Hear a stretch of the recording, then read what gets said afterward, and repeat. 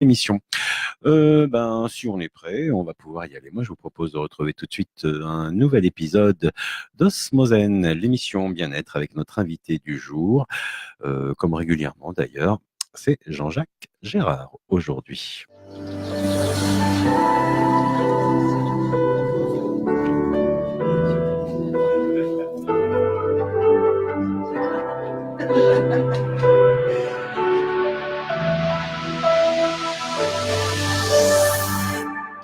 Osmosen, l'émission.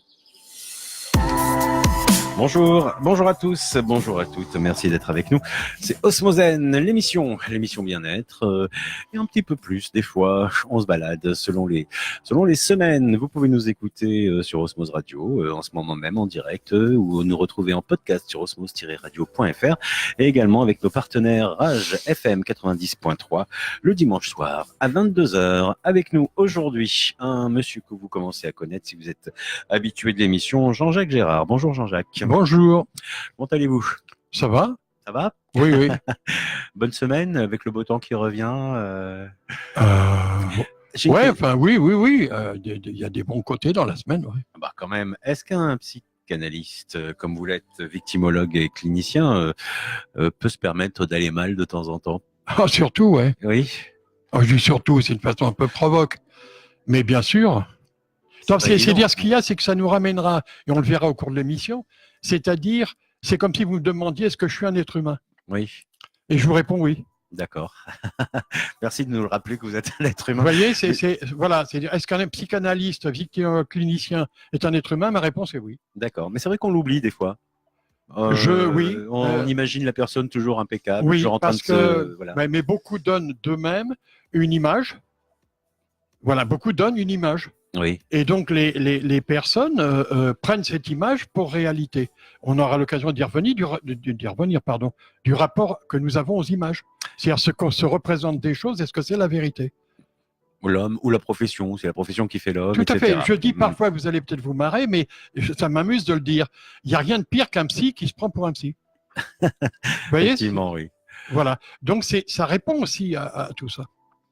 C'est une profession quand même particulière, puisque des fois, il faut quand même accompagner des personnes qui ont des très gros problèmes à gérer, non? Toute la question pourrait être de savoir en quoi elle est particulière. Et donc, un début de réponse, elle est particulière parce qu'elle va s'adresser, selon mon point de vue et mon expérience, à des humains qui sont en souffrance et qui ont une demande. Ça, c'est le premier point. Le deuxième point, ça va ceci très particulier, c'est qu'il s'agira en aucun cas de répondre à la place de la personne, mais plutôt de l'aider à trouver en elle ses réponses. Ça, c'est une posture à laquelle je tiens et à laquelle tiennent nombre de psychanalystes. On n'a pas des trucs, il n'y a pas des gadgets, rien de tout ça. Ça ne répondra pas non plus tant au niveau du comportement. Des personnes, elles ont des symptômes, autrement dit des signes. Et un certain nombre de ces signes, chemin faisant, sont amenés à disparaître, mais parce que quelque part, ils ont eu accès, ces mêmes personnes, à leurs propres réponses, qui parfois étaient des réponses à trouver dans un certain nombre de choses, je le dirais d'un trait, qui les éloignaient d'elles-mêmes.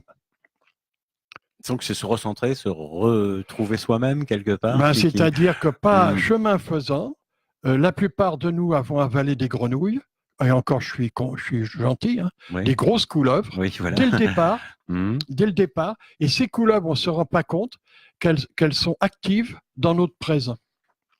Tout à l'heure, il y avait une personne qui me parlait de psychologie en me disant, ouais, c'est la personne qui vient faire le ménage, tiens, au bureau. Et elle me dit comme ça, j'ai trouvé ça marrant, elle me dit, ouais, de toute façon, le passé, il faut le laisser où il est. Et je lui dis, oui, sauf qu'il est présent. Il est en nous, quelque part, c'est ça? Il est présent au travers de quoi? Au travers de modes de fonctionnement dont une bonne partie est inconsciente, je pèse bien mes mots, et qui sont actifs, mais alors en permanence. Alors, dans ces fonctionnements inconscients, oui, il y a des tas de choses, en fait. Le mode de fonctionnement... Ce qu'on croit être nous-mêmes. Pardon? Ce qui conditionne ce fonctionnement... qui nous dépasse, il y a pas mal de choses. Il y a l'idée qu'on se fait de soi-même, les couleuvres qu'on a avalées. Les modes de fonctionnement, ce que j'appelle mode de fonctionnement. c'est que pour la plupart d'entre nous, peu ou prou, selon ce qui nous est arrivé dans la toute petite enfance, et puis même un peu plus grande enfance, et puis adolescence, il y a des traumatismes, il peut y avoir des micro-traumatismes qui sont à peine perceptibles, et en tout cas, il nous a fallu survivre à un certain nombre de choses, y compris des injonctions parentales, qui étaient prises par des peurs parentales. C'est là que je dis qu'on a bouffé les couleuvres, des injonctions sur des modèles, sur des normes sociales. Donc c'est assez vaste, ce qui peut nous encombrer et d'une certaine façon faire empêchement effectivement à être soi. Et c'est très vaste parce qu'en même temps, ça nous a amené pour nous adapter, pour plaire à l'autre, on pourrait aussi le dire comme ça, à refouler des pans entiers de nous-mêmes. Par exemple, le petit, il pouvait à un moment donné être créatif, attiré par la peinture, la sculpture, que sais-je. Et puis, ce ne sera pas pour toi, c'est pas comme ça qu'on gagne sa vie. Pour donner qu'un exemple, eh bien, cette personne, ce petit, il va être amené à refouler quelque chose qui avait grand intérêt pour lui. Et donc, à un moment, au niveau du conscient, ça n'apparaîtra plus. L'idée, c'est de s'adapter, c'est de répondre aux plaisirs, entre guillemets, des parents, soi-disant au nom d'un amour parental. Alors, vous voyez bien que là, ça ne tient plus la route, quoi. Ou alors, ce mot-là, il faudra mieux le définir parce qu'il devient très équivoque. Alors, ce qu'on refoule comme ça à partir de l'enfance, très vite, plus tard, ça peut devenir un poids, ça peut devenir une douleur. Ce qu'on refoule, le phénomène de refoulement est une chose. Il y a d'autres phénomènes qui sont quand même pas minces. Par exemple, on peut aussi se couper. Donc la métaphore est assez claire, se couper de toute une partie de nous-mêmes. Et c'est ce qu'on appelle en psychologie, voire en psychanalyse, le clivage. C'est une partie de nous ne vivra pas. Donc il y en a une qui sera souvent hypertrophiée. En général, vous me pardonnerez l'expression, mais j'aime bien ce mot-là, c'est la tronche. Alors là, du côté du raisonnement, ça va être hypertrophié, au détriment souvent, au détriment de quelque chose qui est atrophié mais qu'on ne voit plus, l'émotionnel, le sensoriel. Deux pédagogues au début du XXe avaient repéré ça, c'est Maria Montessori. Je ne parle pas des écoles, je ne me gourre pas, je parle de Maria. Et puis Célestin Freinet, c'est-à-dire que dans les éducations, il y avait tout un tas de pans qui étaient laissés en jachère, qui étaient laissés en friche, au bénéfice d'une certaine idée d'adaptabilité, etc. Alors ça, c'est vraiment le plus classique de chez classique, mais ça veut dire qu'il y a toute une partie de nous. Autrement dit, on risque de marcher beaucoup à côté de nos pompes. Mais ce que j'allais vous dire, c'est qu'on est tous un peu comme ça. Et on est tous un peu comme ça. On a tous subi ça. Et tout à fait. Et vous faites bien de le dire. C'est un peu ce que j'essayais de dire dans ce texte qui s'appelle l'accompagnement psychologique de l'homme blessé. Et nous en parlions l'autre fois. Et je vous disais, mais arrêtons de nous cristalliser sur les blessures qui entraînent un meurtre ou qui entraînent un viol. La plupart des blessures, elles entraînent qu'on va se pourrir la vie, et je le disais, et celle de quelques autres. Voilà ce que ça va. Et ça peut passer complètement dans la normalité. Et ça peut durer toute une vie sans qu'on ait jamais consulté sans jamais qu'on ait conscience de quoi que ce soit. C'est-à-dire, on va se marier à côté de nos pompes. Prenez l'exemple du mariage. Mais non, on va faire un travail à côté de nos pompes. Parce qu'on aurait tellement dit, il faut que la peur des parents se laissera bouffer, au risque de passer toute notre vie dans un boulot qui nous emmerde. À 55 balais, on se dira, ou 50, vivement ma retraite. Parce que la personne s'emmerde. Mais la retraite, comme je dis des fois, elle y est déjà, à la retraite de la vie. C'est même assez vicieux parce que je viens de penser à ce que vous dites avec la retraite. C'est que des fois, quand on arrive à la retraite, on se dit, c'est bon, j'ai accompli ma mission. J'ai bossé tant d'années, je mérite ma retraite. On ne calcule même pas qu'on a gâché peut-être sa vie ou que sa vie, on est passé à côté, quoi. Oui, mais ça dépend comment on écoute et ça dépend ce qu'on entend. Mais le nombre de personnes qui vous parlent de la retraite, je veux dire, on peut, en tout cas moi, je peux entendre qu'elles sont déjà à la retraite. Ça dépend ce qu'on entend par là. Et puis quelque part, quand ils vont arriver, à un moment, ils se sont tellement conditionnés à bouffer du pain dur, c'est-à-dire on prendra le mot travail, qui a une étymologie qui est pas mince quand même, puisque l'étymologie, c'est un instrument de torture. C'est pas mal, hein? Oui, c'est l'étymologie du mot travail. Donc, vous voyez, quelque part, tu vas torturer une bonne partie de ta vie. Tu en as tellement marre à un moment d'être torturé parce que tu vieillis. Ça, c'est une des contraintes existentielles qui nous est commune. Tu vieillis et à un moment donné, tu sens que la torture, ça commence à faire mal au dos, tatati, tatala. Et donc, du coup, quand tu dis vivement la retraite, tu parles d'une autre retraite, de celle qui te soulagera de la torture que tu as subie pendant 60 balais. Et de se le dire comme ça, c'est assez énorme. Et pourtant, c'est-à-dire on a normalisé la torture. Mais tout ça, c'est normalisé. Il n'y a pas... On a dans l'idée commune une des fameuses couleurs, c'est de dire il faut souffrir pour être belle, il faut souffrir pour réussir, il faut forcer. Il y a des clichés comme ça. Ça fait partie des choses Il y a qui des nous clichés accompagnent. comme ça, mais surtout au travers de tout ça, évidemment, on n'est pas venu de la cuisse de Jupiter, c'est-à-dire c'est effectivement nos géniteurs qui parfois, et la plupart du temps, du reste, nous ont fait avaler leur propre peur. Et le gamin qui, lui, a besoin de se sentir important dans le regard de l'autre, c'est vital, je dirais. Eh ben, il est prêt à faire les pieds au mur pour se sentir un peu important, même si c'est faussement important. Parce qu'on lui demande, somme toute, de mettre de côté qui il est vraiment, naturellement qui il est, au bénéfice de toute une idée de socialisation, mais qui est complètement pipée, mais on ne le sait pas. Ça fait partie de la vie, quoi. C'est complètement intégré. des conditionnements. C'est ce que je pourrais appeler, et d'autres avant moi l'ont fait, la normatose. Ou la comédie humaine. La normatose. C'est-à-dire, c'est normatose, c'est pas très joli. La normatose, c'est une maladie de la norme. D'accord. Je suis malade de normer, il faut tout normer, il faut tout catégoriser. On y arrive quand même bien. Il faut tout gérer. On est en plein dedans dans nos sociétés. Gestion du stress qui, je rappelle au départ, veut dire anxiété. Tout, on gère. On gère parce que quelque part, il y a des choses quand même qui peuvent nous faire sacrément peur. Alors, puisqu'on est tous des avaleurs de couleuvres, des personnes perturbées, à quel moment ça devient trop prégnant, trop difficile à supporter et ça déborde? Alors, quand on arrive chez le psy, en tout cas chez le psy, c'est effectivement j'en peux plus. Et puis souvent, j'y ajouterais qu'il y a une crise, c'est-à-dire le couple est en train de se séparer, ils vivent ça de façon très dramatique. Les enjeux même de cette séparation, ils en connaissent rien du tout, mais rien de chez rien. Donc il y a ce qu'ils ont en conscience. Et comme le disait le petit barbu du début du XXe, donc Freud. Ah oui, d'accord. Eh bien, c'est la partie émergée de l'iceberg. La première des choses, les gens se représentent leur souffrance même avec la conscience. Et le mot conscience lui-même, Freud disait que c'était la partie immergée. Vous voyez bien qu'un iceberg, comment c'est foutu. Donc, quelque part, la personne pense qu'elle est malade de ça ou qu'elle est perturbée de ceci. Et en réalité, il y a plein d'autres choses qu'on va être amené à découvrir avec elle, chemin faisant. En gros, je viens vous voir parce que je suis en plein divorce et que ça me tracasse. Et en vérité, c'est pas ça du tout. Il y a quelque chose de bien plus profond qui m'a amené à ça. Ça que alors, je vais le dire autrement, mais pour mieux préciser les choses, vous venez me voir, vous êtes en plein divorce. Il y a quelque chose qui est sur le plan émotionnel, donc il y a de la souffrance. Pour arriver à faire cette démarche, il y a une conscience que je suis en souffrance, divorce ou autre chose.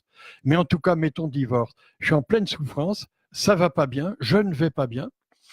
Je pressens qu'il y a plein de choses dans ma souffrance, mais j'en sais rien. Mais je pressens qu'il y a plein de choses, j'ai besoin d'être aidé. Ça va démarrer là. J'ai besoin d'être aidé. Le psy, en tout cas celui qui est en face de vous, et on va prendre un temps pour essayer d'identifier, de mieux repérer. Au moment où la personne, elle débarque, je veux dire comme ça, on va essayer de repérer ensemble le terrain, un minimum, le terrain sur lequel tout ça est arrivé. Comment c'est arrivé? Le comment va être très important. Le quoi, pas le pourquoi. Le quoi, ça va être important. Le qu'est-ce qui s'est passé vraiment? Et puis on va essayer d'observer de façon clinique en fait. On va avoir à entendre un certain nombre de signes et où au cours en général du premier voire de la deuxième rencontre, à un moment donné, la personne, ça c'est pratiquement 100%, à un moment donné, elle va faire tilt. Quelque chose va l'accrocher dans le retour que peut faire le psy. Et là, ça fait sens pour elle, c'est-à-dire, à la fois, elle prend conscience qu'elle a quelqu'un qui l'écoute, elle prend conscience qu'il ne suffit pas d'écouter pour entendre, elle prend conscience qu'elle croyait comprendre d'elle, elle n'y comprend pas tant que ça, il peut y avoir bien d'autres choses, et qu'il va nous falloir du temps pour pas à pas, identifier ce qui s'est joué, y compris ce qui s'est mis en scène, quels étaient les enjeux à l'intérieur de ce divorce. Et là, il va y en avoir, là, il y a du monde. C'est ce qui fait qu'on va prendre du temps. Ça va nous demander de la patience. Ça demande, allez, on va dire en termes de qualité, si on peut dire patience, empathie. Empathie, c'est-à-dire pouvoir être très proche de l'autre sans être l'autre, mais se laisser sentir. Alors ça, c'est le psy que je suis qui va se laisser sentir. Les lieux de résonance, pas de raisonnement, mais de résonance. Donc là, il y a toute une première approche. Pour mieux identifier, on va dire le terrain, les circonstances, et en même temps, sur quel fond ce qui fait crise, ou l'objet de la crise, on l'appellera divorce, sur quel fond ça vient chercher cette personne. Et là, 10 fois sur 10, À un moment donné, elle va comprendre, cette personne, que ça vient la chercher dans des endroits, par exemple, j'évoquais les blessures de l'abandon, c'est-à-dire ça lui fait rejouer à l'occasion de l'autre qui va la quitter ou qui va le quitter, quelque chose qui a déjà été vécu dans l'ordre de l'abandon. Et quand un enfant vit quelque chose, on aura l'occasion d'y revenir sur l'abandon, mais vit quelque chose, c'est une des choses terribles. C'est une des choses vraiment terribles. Et qu'est-ce qui se passe? Quand c'est l'enfant, il va à un moment donné se composer sur des modes de fonctionnement pour éviter quoi? De ressentir la souffrance qui est liée à l'abandon. La souffrance qui est liée à l'abandon chez un enfant, rappelons-le, par définition dépendant, le met dans une telle souffrance qu'il faut tout sauf continuer à ressentir cette souffrance. Plus tard, il est devenu adulte, il va se séparer, on va le quitter et boum, on repart de nouveau dans cette zone de blessure. Et ça va se dramatiser. Alors, ce que vous venez de dire là, c'est que, par exemple, cette notion de l'abandon, cette souffrance de l'abandon qu'on a enfant, dans le cas de notre divorce, qui nous sert d'exemple tout à l'heure, ça peut être justement un rejet parce qu'on a peur d'être abandonné, par exemple.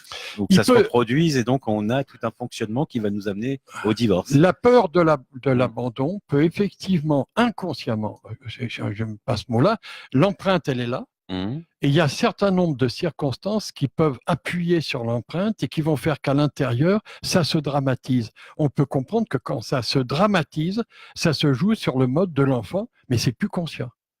On va justifier consciemment, ben oui, mais je l'aime, etc., etc. En fait, c'est bien d'autre chose dont il est question. Et pour dérouler le fil, là, on va avoir besoin de temps.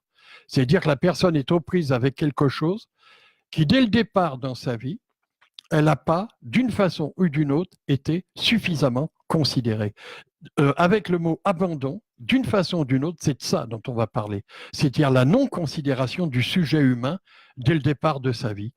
Et parfois avec des éléments beaucoup plus traumatiques. Il peut y avoir associé à ça des éléments traumatiques du type il est régulièrement cogné. Mais il y a des fois des éléments traumatiques qui ne sont pas forcément spectaculaires. Il ne s'agit pas forcément de coups. Par exemple, le mépris. Le mépris, le parent, s'il pouvait être conscient, il dirait mais j'en voulais pas de ce gamin. Ah oui. Vous voyez, prenons un exemple. Et il le dit pas, et donc c'est mais non, mais il le dit pas parce que verbal, quelque part il l'a refoulé pour des raisons morales, enfin que sais-je. Mais il n'empêche que le gamin, il le sent. Quand il va vers sa mère ou son père et qu'il a un besoin, lui s'attend pas à être rejeté. Donc on est sur le terrain du rejet. Et là, on est en plein pot sur un certain nombre de blessures tout à fait importantes. Alors parlons-en un peu de cet abandon. Ouais. C'est important. C'est une souffrance qu'on a.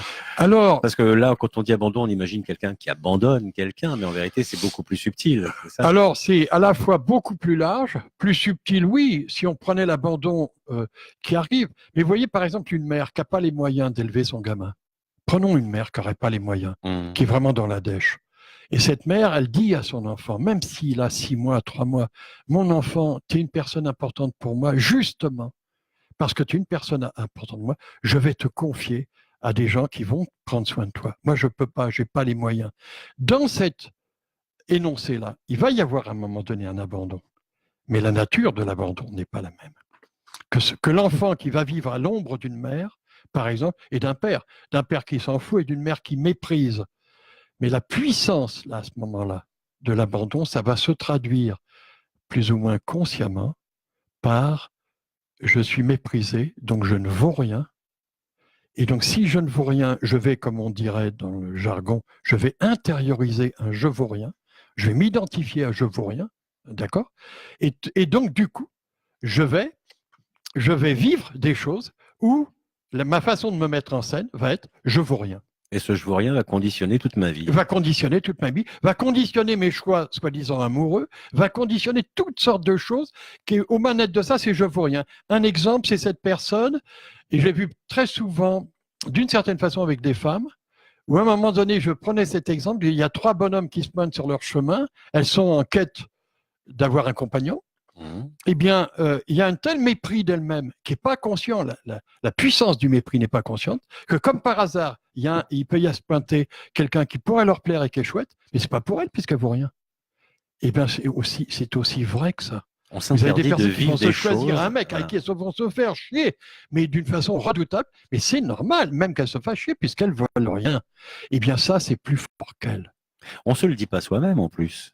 Mais non, C'est à l'intérieur comme ça, pas donc conscient. c'est horrible. Si on ne prend pas cette dimension du non-conscient, on a tout faux. Il y a énormément de comportements, de modes de fonctionnement qui sont pris dans du non-conscient, c'est plus conscient. Et pourquoi? Et qu'est-ce qui fait que c'est plus conscient? Parce que c'est trop de souffrance. Le minot, je le rappelle, lui, il est dépendant. Et donc pour lui, l'abandon égale la mort. J'en rajoute pas.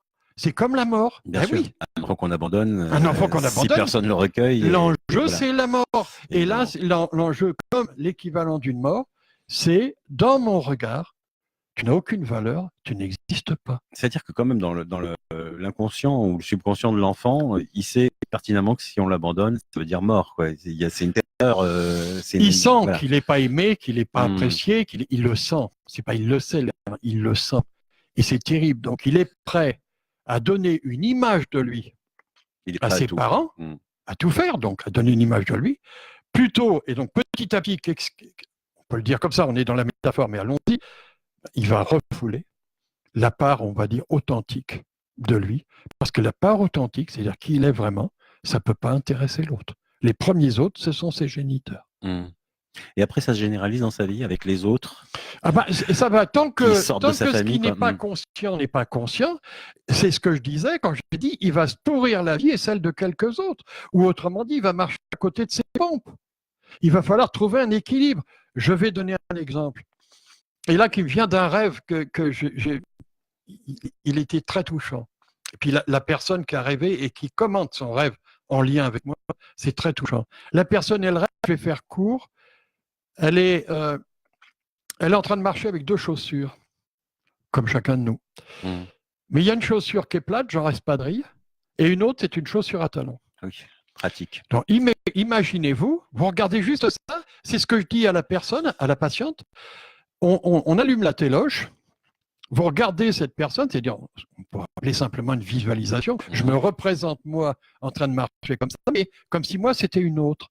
Regardez là, ça vous fait quoi? Ça c'est moi. Ça vous fait quoi?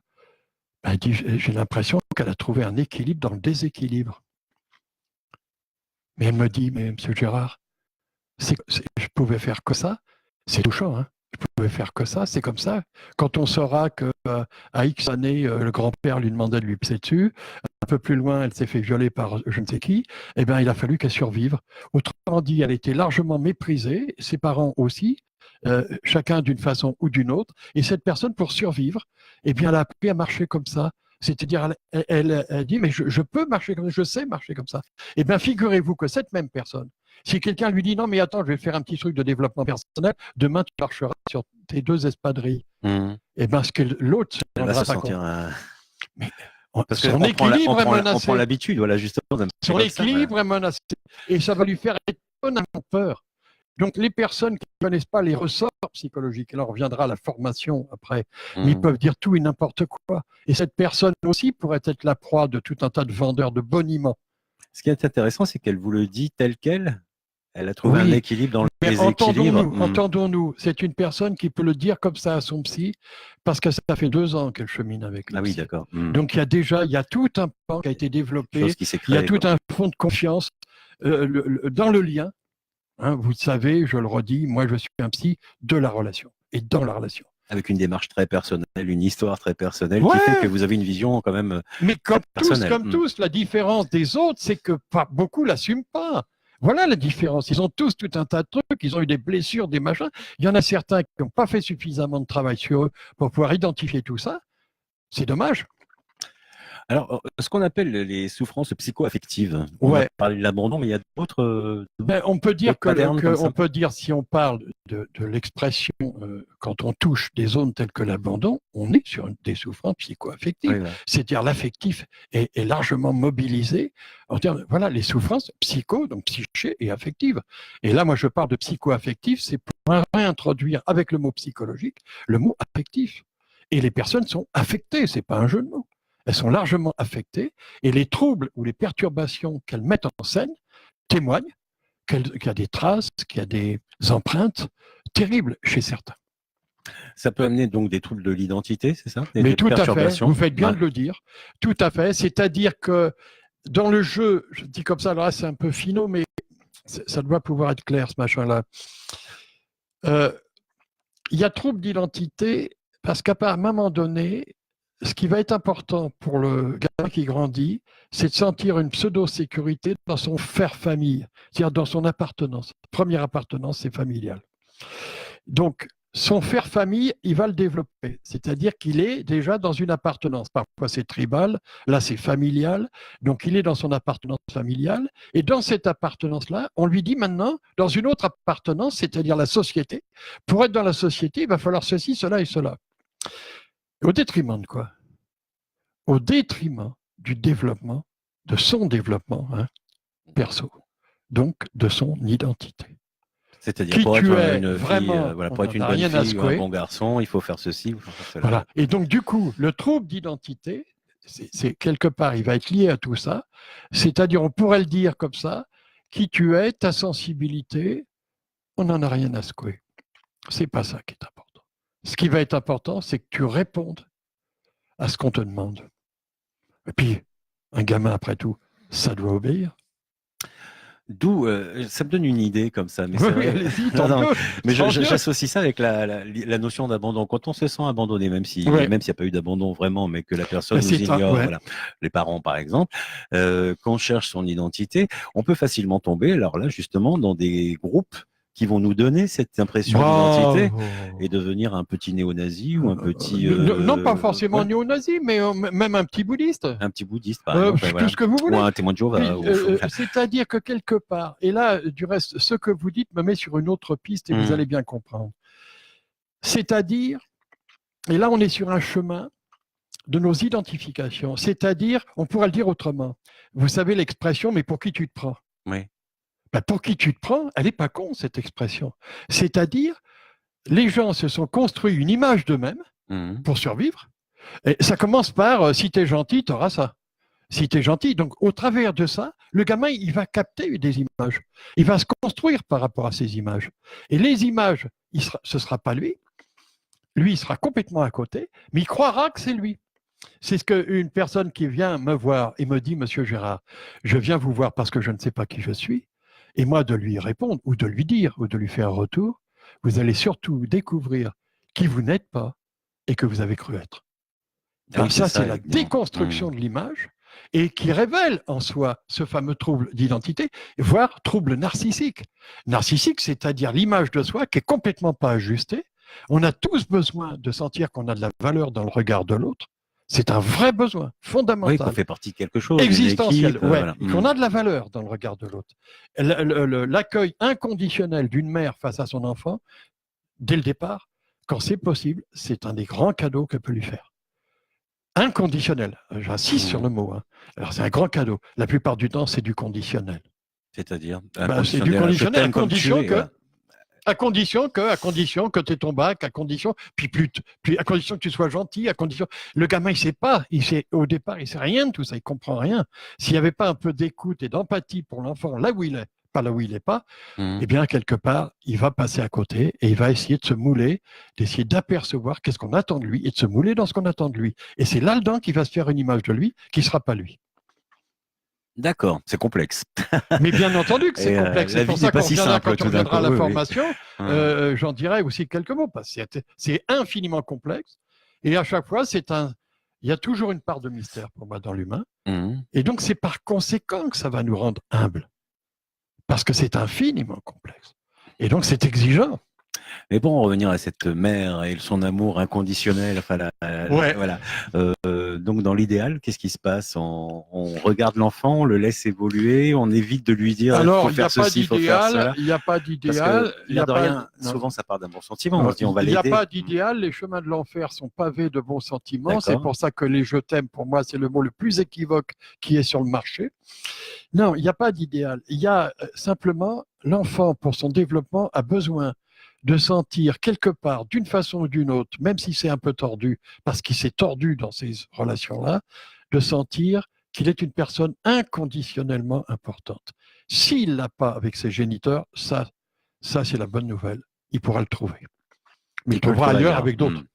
Tonton, un patron, le prof, l'instit, et des personnes qui vont le regarder de façon suffisamment chouette et que là, il va pouvoir capter la nourriture dont il a besoin pour se développer. Et en général, on est du côté affectif. Puis sur le plan affectif, il a été perturbé, troublé, blessé. D'accord. Donc, c'est quand même important dans notre relation à l'autre, quel qu'il soit, quoi. D'être capable de le regarder évoluer ou de lui apporter une écoute ou une oreille ou quelque chose dont il a éventuellement besoin pour se retrouver. Je pense qu'il n'y a pas de généralité à faire parce que c'est des questions de rencontre aussi. Hein. Vous pouvez être prof, vous avez 30 élèves, il y en a un qui vous attire plus que l'autre. Vous n'avez pas forcément à savoir pourquoi, mais c'est un fait.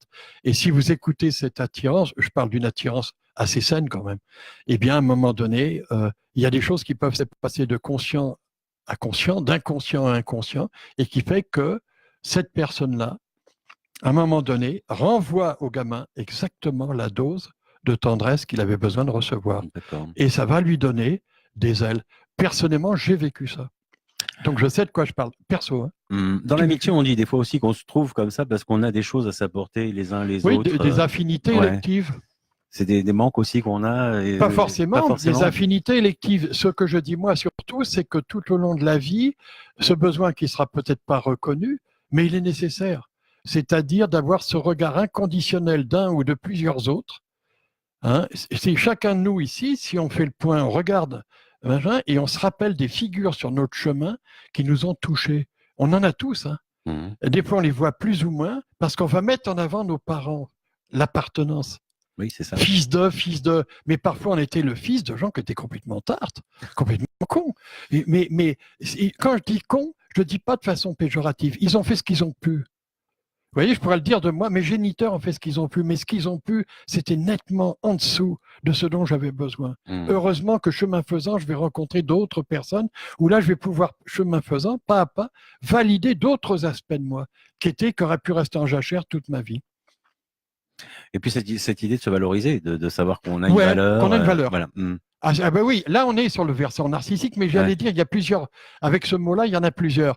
Mais il y en a un qui est complètement chouette, important, c'est-à-dire de sentir qu'on est quelqu'un qui existe et que notre existence a de la valeur, et ce qui a de la valeur pour nous a de la valeur.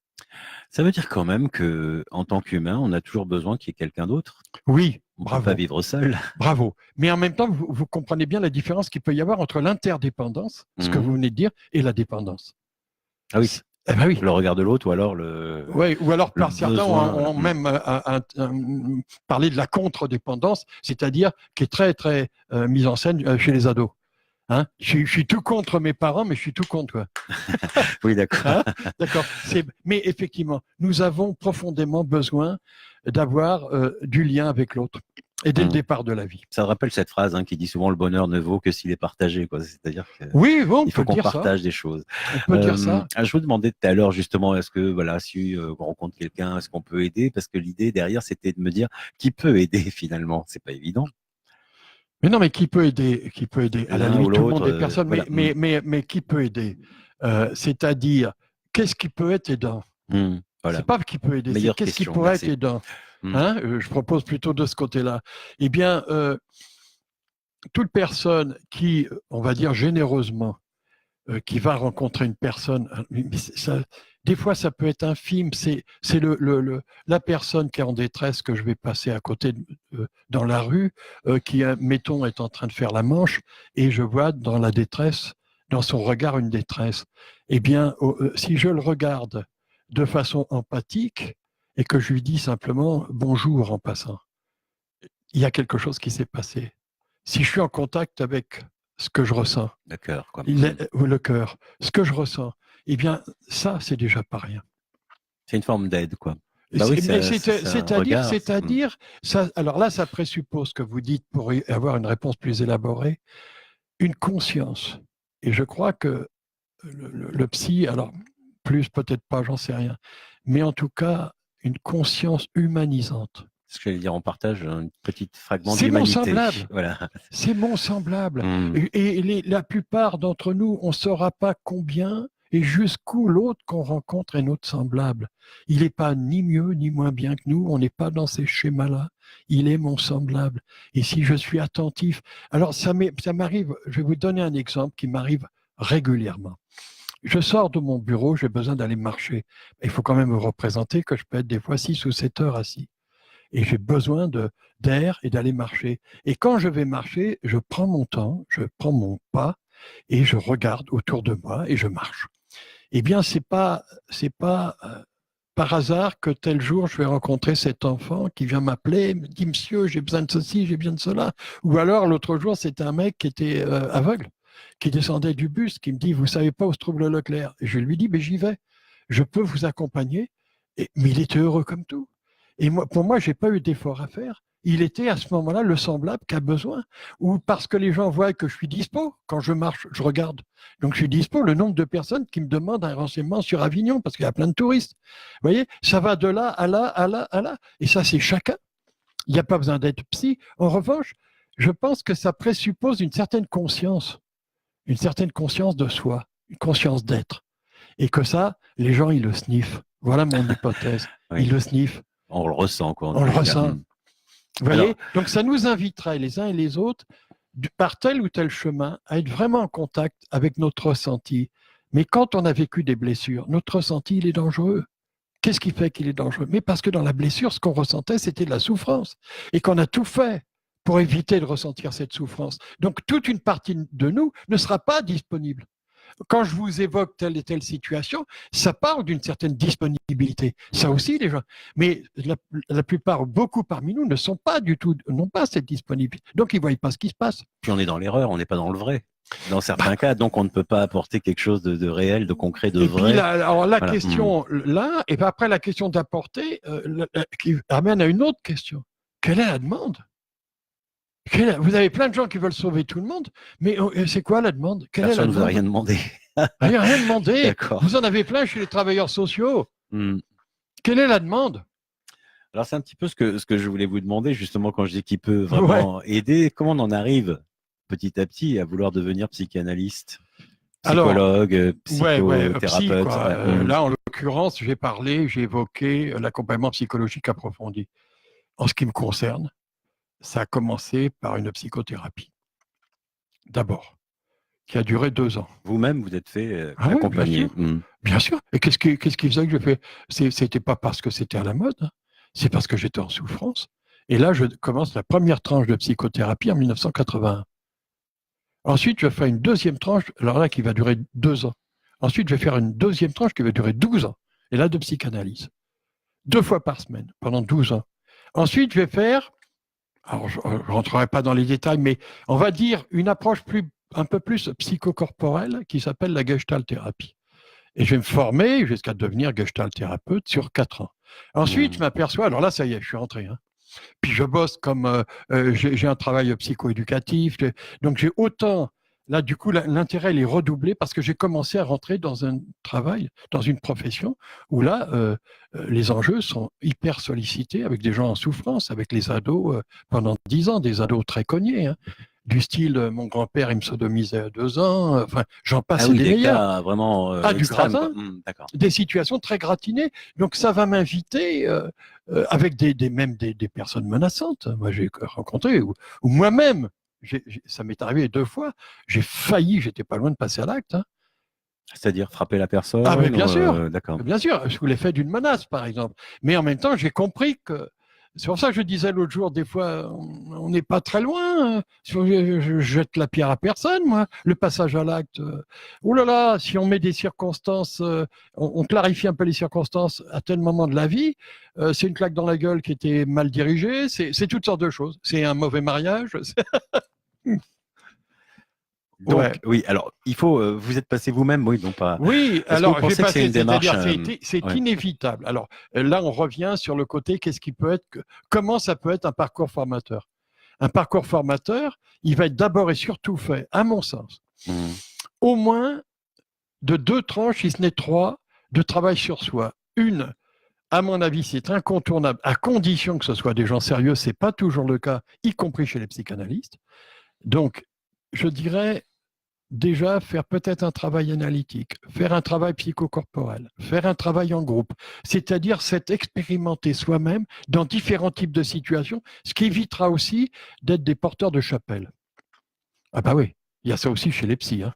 Les inconditionnels de la psychanalyse freudienne, lacanienne, pseudo-jungienne, je dis bien pseudo-jungienne, il y aurait tellement de choses à dire avec ça aussi. Donc on vend une méthode quelque part. Et c'est ça. Et on est pris dans la méthode, comme dans une chapelle. Et ça, je crois que c'est vachement important. Alors perso, j'ai fait suffisamment de temps assez long en travail sur moi, y compris en psychanalyse. Ensuite, avec la Gestalt, donc plutôt psycho, émotionnel, corporel. Donc tout ça. Ensuite, il y a besoin de faire psychopathoclinique, c'est-à-dire de connaître les grandes lignes des troubles et des souffrances psychiques ou psycho-affectives. C'est important d'avoir quand même une idée de ces grandes lignes. C'est une autre formation complémentaire. Ensuite, c'est important quand on fait un parcours de travail sur soi, à un moment donné, aussi de pouvoir faire un travail didactique, c'est-à-dire on va apprendre les outils qui sont propres à tel type de thérapie ou à tel autre. Ensuite, on va se choisir, dès qu'on commence à travailler, on va se choisir un superviseur. Mais vous voyez, quand on met ça bout à bout, on va dire qu'on commence à devenir psychothérapeute, on peut penser ça au bout d'une dizaine d'années de formation et de travail sur soi. Alors moi, la question qui me vient, c'est que justement, on disait tout à l'heure, on fait des projections, on a des troubles, des couleuvres qu'on a avalées. Alors si on prétend être psychothérapeute et qu'on n'a pas soi-même un peu débroussaillé le chemin, tout à fait, ça peut être compliqué parce que justement. C'est pas compliqué, c'est de la merde. Ah, c'est de la merde. Non, mais vous savez, moi, j'y vais carrément parce que j'en ai tellement entendu et que quelque part. Parce qu'on peut projeter chez l'autre, quoi, de toute façon. De tout à fait. Alors, vous allez comprendre. Il est évident, mais projeté positif ou négatif, hein, celui qui se vit comme de la merde, il va fabriquer du maître. Il va se fabriquer des idoles. Ah, ça va être un gros, quoi. Ben oui, mais vous avez, on parlait l'autre jour de Jacques Salomé ou d'autres. Pour certains, c'est des idoles. On fabrique des idoles. Ou l'autre, là, le mec, le pseudo-philosophe et pseudo-spiritualisant, le noir. D'accord, je le connais pas. Il est connu celui-là. Okay. Il est connu, il a vendu 4 millions de bouquins, enfin, vous voyez. Bon, et c'est-à-dire, ou alors vous avez un autre, Pierre Rabhi, idole de certains. Vous voyez, on se fabrique des idoles. Ça veut dire quoi quand on parle de nos idoles? On ne se rend pas compte qu'on est en train de dire qu'on est de la merde. Enfin, soi-même ou par rapport à l'autre qu'on. Je vais vous le dire autrement. Quand je vois une femme qui met un homme sur un piédestal, c'est du même ordre, hein, sur un piédestal, elle se fabrique une idole. Et moi, je dis des fois, regardez si vous n'êtes pas à genoux. Parce que si vous êtes à genoux, vous allez vous relever. Et quand vous relevez, l'autre, il va baisser. Et là, on va être à un niveau à peu près horizontal. Vous voyez, en chacun de nous, il y a des choses chouettes, il y en a des moins chouettes. Et de ne pas être piégé dans ces histoires d'idolâtrie, c'est d'avoir un certain libre arbitre, libre pensée, où on fait la part des choses. Quand j'ai rencontré René Roussillon à Lyon, qui est une grande pompe de la psychanalyse et de la psychopathologie clinique, mais René Roussillon, j'avais certaines choses à voir avec lui qui étaient très intéressantes. Chez lui, il y en a d'autres qui étaient nuls à chier. C'est-à-dire, je suis capable de faire la part des choses et de mes besoins. Or, quand on est dans la projection, on ne fait pas la part des choses. Tout est projeté, y compris les choses positives. Je verrai chez l'autre des choses très positives, je ne les vois plus chez moi. Et pour cause, elles y étaient, mais elles ont été enterrées dans mon histoire d'enfant. Donc, à un moment, je ne peux même pas me concevoir comme quelqu'un de positif. Moi, j'ai des patients, et ça ne veut pas dire qu'ils n'ont pas un niveau social balèze, hein, mais à un moment donné, je le vois bien, mais un compliment, ils ne le supportent pas. Un compliment, d'accord. Un compliment, ils ne peuvent pas. Ils ont tellement été pris dans la négation que pour eux, c'est violent. Ce fameux je ne vaux rien. Il faut des gens qui comprennent ça, sans ça on va les culpabiliser. Le fameux je ne vaux rien de tout à l'heure. C'est ça, on est exactement sur ce. Mais vous imaginez pas combien la puissance de ce genre de choses. Et moi, je me souviens d'une patiente, il a bien fallu 2-3 ans, tellement elle avait été affectée dans son histoire, pour petit à petit, commencer à être un peu fière de certaines choses qu'elle pouvait faire. Elle était bourrée de qualité, de sensibilité, mais elle ne les voyait pas, elle n'y avait pas accès. Et la relation à ce moment-là avec le psy, pas à pas, indirectement, ça va opérer un peu comme une rééducation des choses fondamentales qui étaient restées de côté. Qu'elle va réapprendre à découvrir en elle. Et chemin faisant, alors là, c'est sûr que la personnalité, là, va commencer à s'ouvrir. D'accord, mais on peut dire quand même qu'un bon psy, c'est quelqu'un qui a déjà lui-même fait un travail Alors, sur un lui-même bon psy, pour je ne être. sais pas s'il sera bon, Ouais. mais il lui faut au minimum, à mon avis, une dizaine d'années de boulot perso. Ah bah oui, ce que vous avez dit tout à l'heure, ça s'apprend pas en 2 jours. Hein. Non, Voilà. une dizaine d'années. Regardons aussi une des grandes déviations, qui n'est pas rien. Il y a un autre truc qui va se mettre au carrefour de tout ce qu'on est en train de dire et qui n'est pas mince. C'est ce qu'on pourrait appeler les contraintes existentielles qui nous sont communes, qu'on va retrouver sous l'angle des peurs. Il y a un gros travail sur les peurs. Et on va retrouver, qu'est-ce qui nous est commun? On finira notre vie au même endroit. Oui, oui. Comme je dis des fois aux patients, vous inquiétez pas. Ah, vous voulez dire au cimetière? Bien sûr. Ah oui, d'accord. Je comprenais pas. C'est une contrainte existentielle, ça s'appelle la finitude. Qu'on rejette ou qu'on repousse ou qu'on ignore dans notre société. Non, mais on fait ce qu'on veut. Ouais. Et c'est pas par hasard si on pousse et on ignore. Et en poussant et en ignorant, on ignore surtout une chose, c'est comment on peut être mieux vivant. Ah, ça là, c'est certain. D'accord. Donc mais ça nous rattrape, ça nous prend dans les peurs. Or, le travail psychologique, ça va passer aussi par ces zones-là. Et il n'y a pas, à mon sens, réellement d'humanisation, je pèse bien mes mots, s'il n'y a pas intégration en conscience de nos contraintes existentielles. Je sais que je suis mortel, que je vieillis, que quelque part je suis seul avec moi-même. Que je peux être malade, etc. Que je peux être malade. Ce qui nous est commun, vous voyez, ces choses simples, elles nous sont communes. Mais elles rencontrent dans de telles peurs, dans de telles trouilles parfois, qui viennent de nouveau nous choper dans les empreintes premières, douloureuses, ça fout des fois un sacré bordel. Donc cette peur de la finitude de la mort, donc par exemple, elle nous conditionne complètement. Du vieillissement, etc. Elle va faire de nous quoi, des pantins, Mais bien sûr, ça va participer de ça. C'est-à-dire, du coup, ça va jouer dans les évitements de plein de situations, par exemple, vous les voyez bien, tous ceux qui courent là autour de la Barthelasse le dimanche matin, mais il y en a plein qui sont pris par ça. Les coureurs, des joggers, quoi, des gens qui... Oui, mais de vieillir et de mourir. Mais ils vont remplir leur journée, ils vont devenir des hyperactifs. Et ça va faire deux hyperactifs. Dès 60 balais, il va falloir, dans toutes les cases, mettre tout un tas de trucs, mais à un moment donné, ils ne peuvent plus se poser, quoi. Ils sont tellement pris. J'en donne qu'un exemple, mais il y a plein d'exemples. Ça vient nous rencontrer dans des choses qui va faire qu'à un moment donné, on ne peut pas accueillir notre vie en tant qu'être humain. Ça devient impossible. Parce que les peurs sont tellement puissantes. Ça, c'est puissant. Et même au passage, on va avoir des besoins profonds auxquels on n'accédera pas. Vous voyez ? Eh oui. Le besoin, par exemple, de contemplation, c'est un vrai besoin. Le besoin de recueillement, on n'est pas obligé de l'appeler méditation. Oui. Le recueillement, c'est-à-dire, à un moment donné, par exemple, vous entendez souvent, je sais bien que ça me ferait du bien, mais je n'ai pas le temps. Écoutez bien cette phrase. Mais c'est l'horreur. C'est juste l'horreur. Je sais bien que ça me ferait du bien et j'aime en plus la nature et j'aime en plus la forêt. Et je sais que de passer 2 heures à respirer et à marcher tranquillement dans une forêt me ferait du bien, mais je n'ai pas le temps. Vous voyez bien les choix qu'on est en train de faire. Mais ce qui est aux manettes de ces choix, c'est des peurs et c'est plus conscient. C'est plus du tout conscient.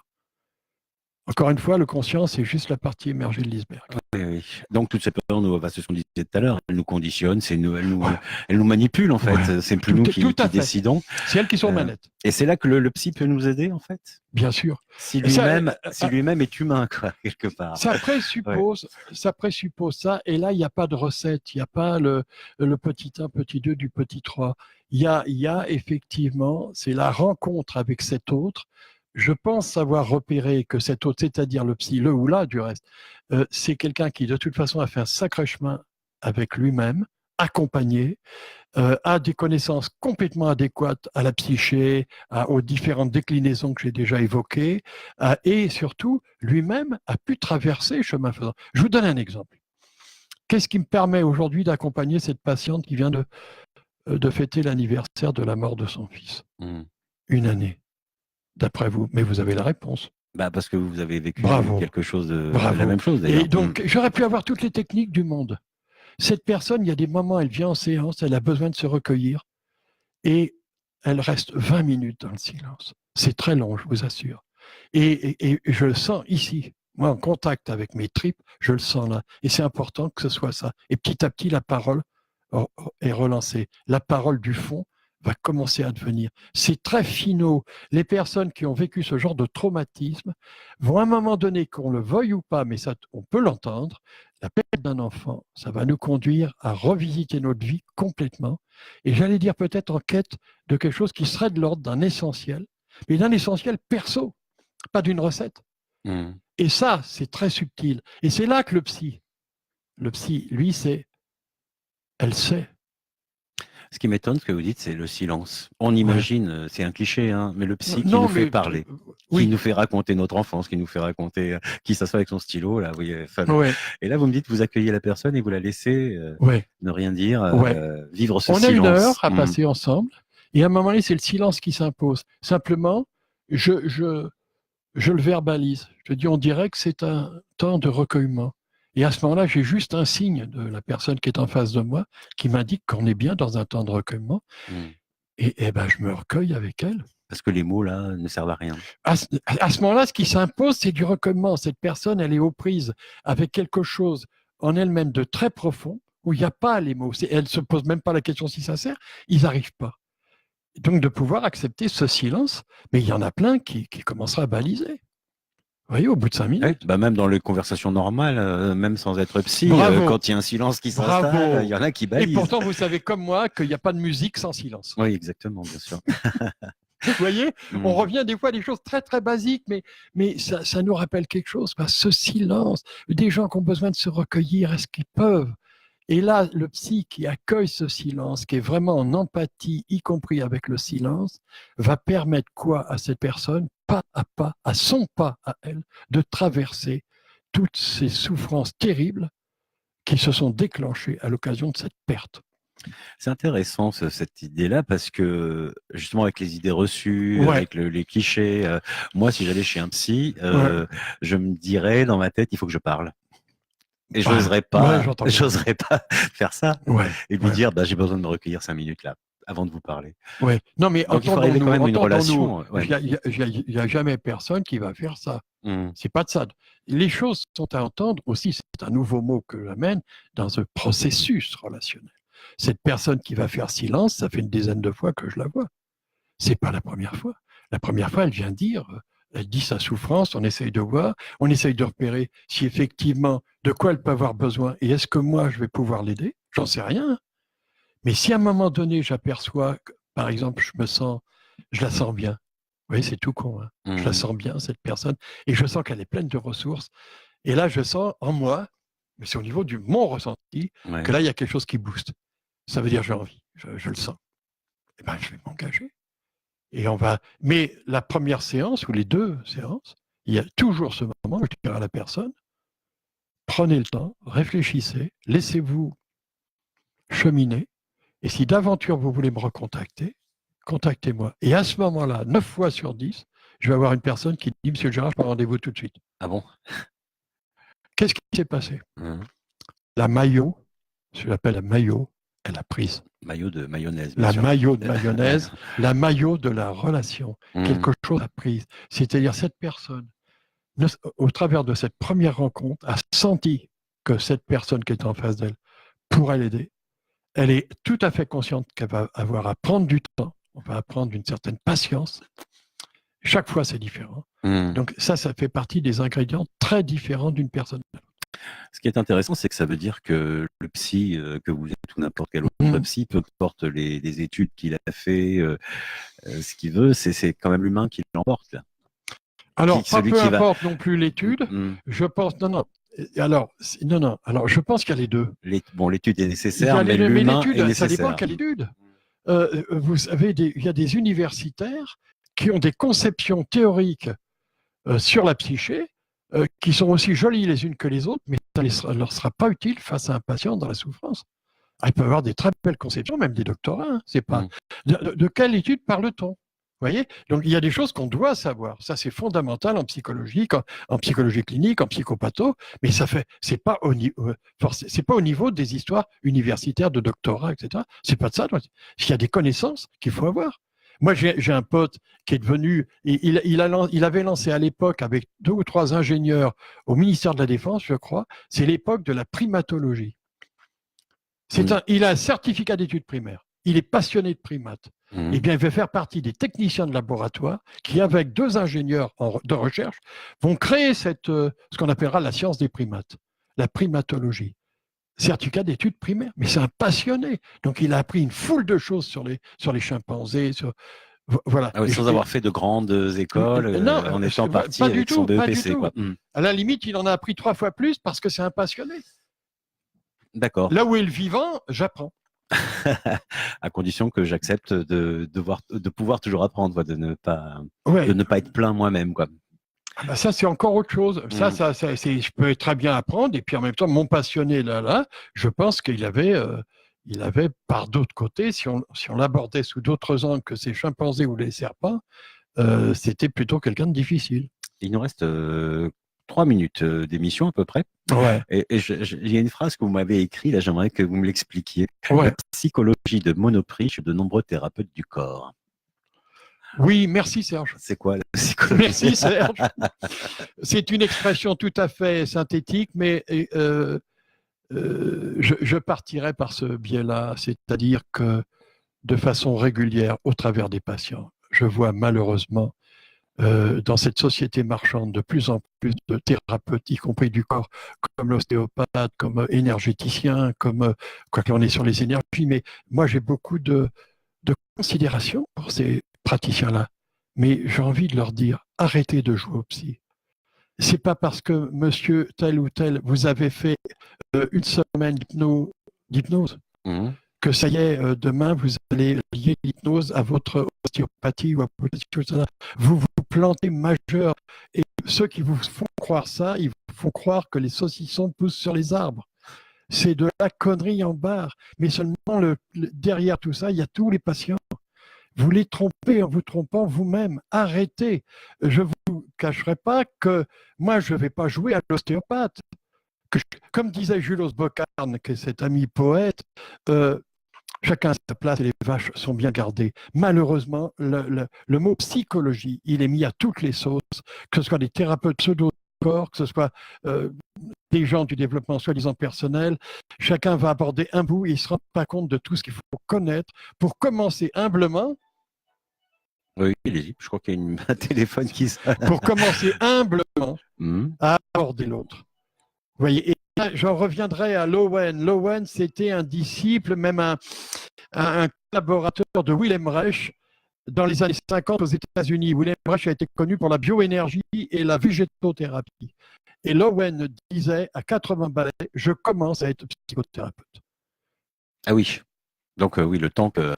C'est-à-dire qu'il y avait, moi j'entends chez cet homme, une conscience, chemin faisant, et de l'humilité. Humilité, humanité. Donc, et on a besoin d'être formé à plusieurs approches qui vont être complémentaires les unes des autres.